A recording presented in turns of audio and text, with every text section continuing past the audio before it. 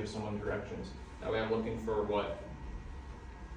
Comprehension. Comprehension. Sorry, comprehension. I'm looking to see, did they understand what I'm telling them? Okay. So, what's the centering for the esophagram? You guys have it on the sheet. None of you brought with you. Problematic. T5. C4 C. About T5. TC. I don't know. What's the centering for a chest X-ray? T7. You all know that one. T7. So T7 is going to be at that angle of the scapula. So you just come up a little bit. So I've always just gone straight down the shoulder like this, right? There's different ways you can do it. You could feel for the angle and go up about 2 inches to right here. I've always just kind of followed along with the scap to about here. The other thing we're going to do, if you look at Merrill's is going to say to shoot straight down the mediastinum, right? So you're going to go straight down the mid-sagittal plane. There's a difference with fluoro between practicality and like what the book says, right? Because actually what's happening, look how he's turning his head this way to drink. He's shifting the esophagus because it's like a soft tissue neck, right? So he's shifting the esophagus over here and it's going to kind of coil like this and then it's going to curve down to the left. Why? Stomach sits to the left. So it's going to coil down. So I'm going to cheat a little bit. What I'm going to do, I'm still going to open up to my 17 top to bottom. For the side to side, I usually just do the same thing I would do for a spine. So you know when you're trying to figure out like a T-spine, how wide you need it, it's about the same distance because you're covering the same area, more or less, right? So my side to side is going to be about the same as my spine, and I'm going to cheat and I'm going to go just slightly to the left of the spine.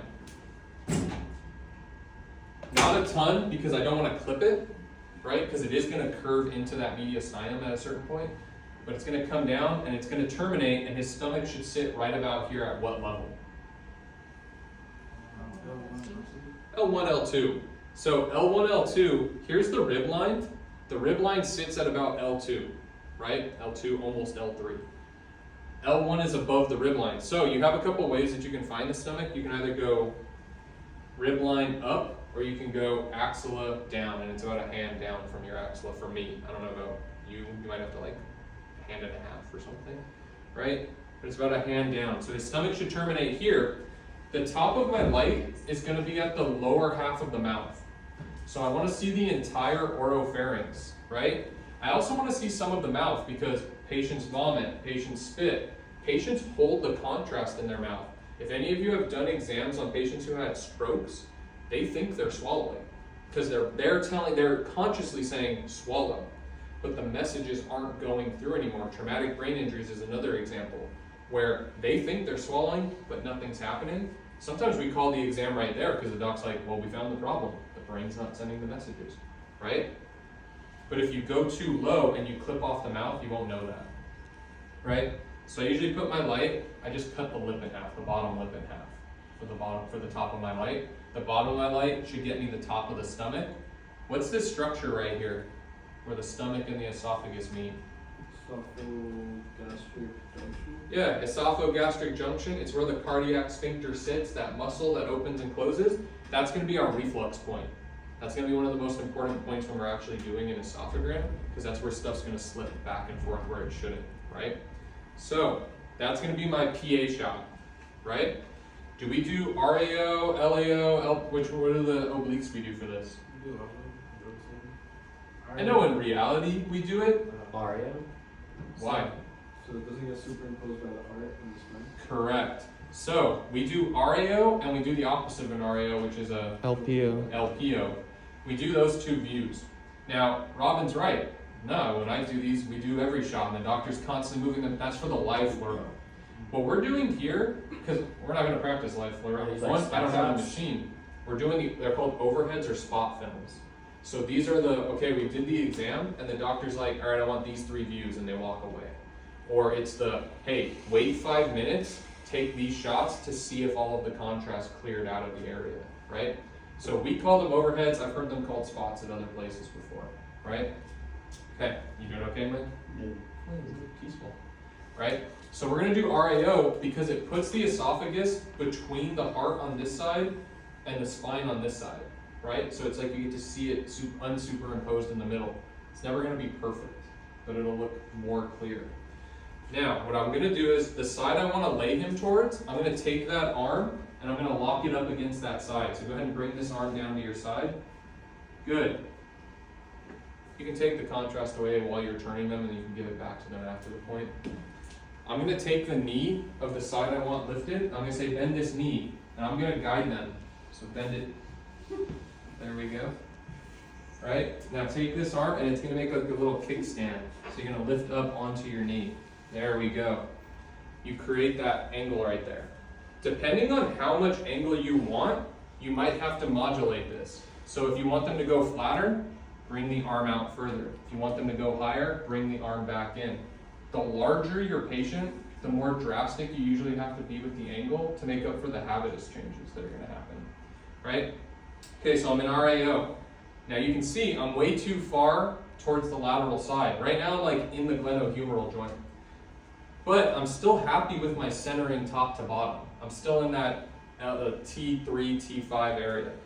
So what I'm gonna do is I'm gonna move him and I'm gonna do half of the half. So now the border of the back of my film is gonna be his spine and the other one's gonna be the lateral skin margin on this side. Does that make sense? So it's just like everything we've been doing, half of the half, put your marker in the half of the half, same process. I used to stick my marker right here because you have a little light, almost like doing a soft tissue neck. You kind of put it in that space that forms right here. That was my preference because it got it out of the way. Most of you are like, we don't mark when we do fluoro. You don't mark for the live views, but you're still gonna do marking for these like post shots that the doctor's gonna review later, right? Cup goes back in hand, thank you sir, so you can keep drinking, right? You see how his head's kind of tilting down? This is where rolling something up and putting it under here would be useful because you want to keep this all in its natural plane. People don't want to drink like this, right? And it could cause them to reflux in a way that they weren't going to normally. So, mouth, stomach's right here, spine is the back of my film, lateral edge of his abdomen is the other side of my film, right? We're good there. Which lateral do we do? Right or left?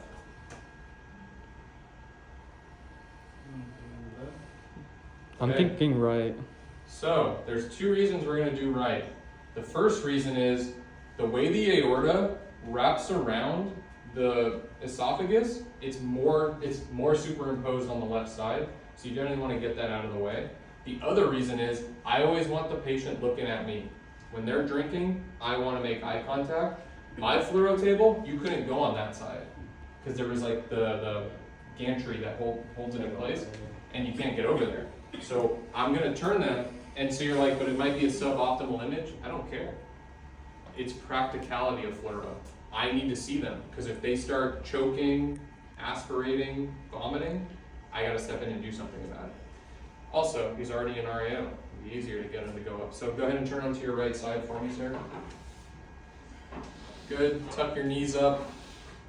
And the same thing like we did in the spine. So if you're like, well, we did spine before fluoro. Yeah, because it's almost all the same kind of shots and positions, and even the landmarks are all very similar. There's like a method to our madness here. Good, so I'm gonna tighten them up, and just like we did on all the other exams, I'm gonna make sure that the shoulders and hips are all in alignment with each other. Now, we're basically doing a T-spine shot, right? It's in a very similar region from where we shot the T-spine. When we did the T-spine, how did we center? So we did T7, but now we're gonna come up a little bit. So we wanna be like here in this shoulder region, right? About right there. I wanna be able to see the bottom of his mouth right here. He's drinking there. How far back in front did we go for the T-spine? A little sliver like that. So we went posterior to the mid-coronal. For the chest, we go mid-coronal. For this one, we go anterior to the mid-coronal. So what's gonna happen? Now I'll give you a pill. I'm just gonna feel that. I'm struggling over here. Because you got these giant shoulders, stop working out. So, I'm gonna watch it transit. He's gonna swallow here. I don't need to go all the way back to the vertebrae. His esophagus shouldn't go that far back unless we got massive issues, right? So I'm gonna trace it down, and then it's gonna terminate at his stomach right here. That makes sense? So, anyone have a problem with this?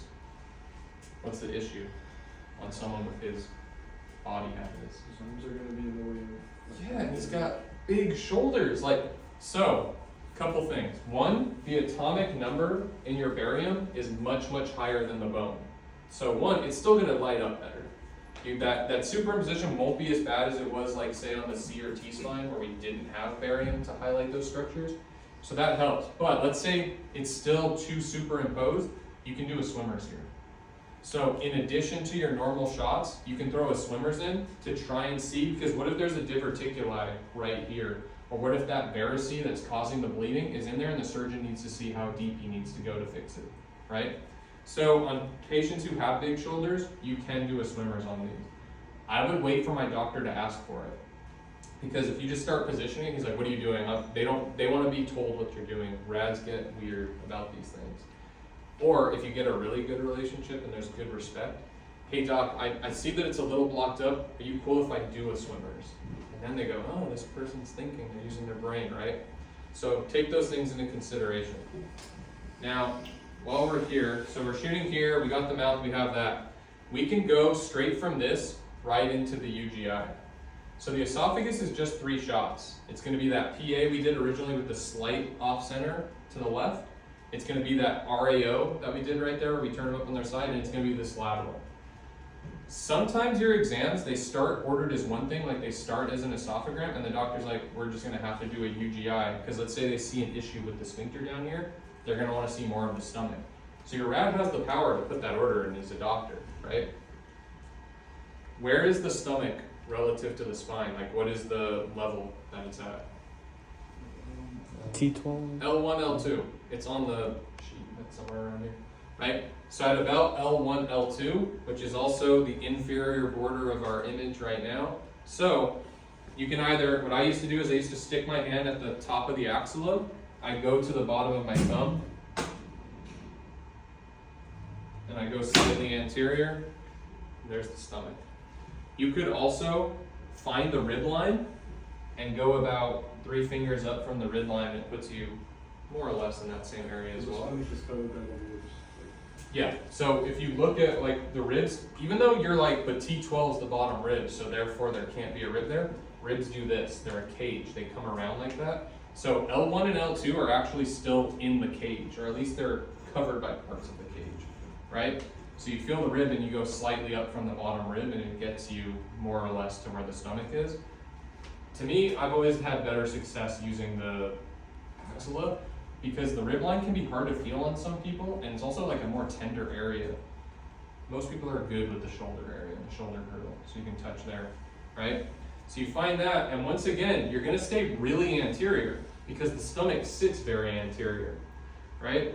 So stomach should be about right here, and then it's gonna curve away from me back towards the midline. That's gonna be your lateral when we go to do the UGI, and we're always gonna do it right side down, okay? Back on your stomach for me, good sir.